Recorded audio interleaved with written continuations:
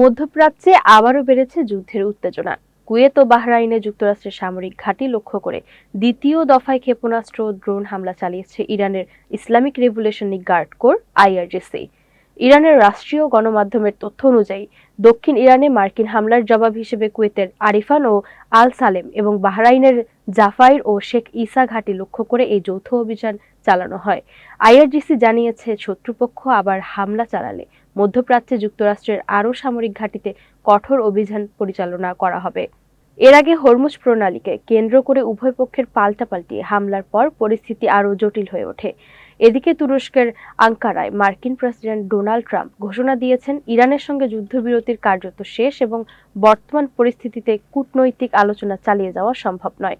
সব মিলিয়ে ইরান যুক্তরাষ্ট্র উত্তেজনায় নতুন মাত্রা পাওয়ার মধ্যপ্রাচ্যের নিরাপত্তা পরিস্থিতি নিয়ে উদ্বেগ আরও বেড়েছে।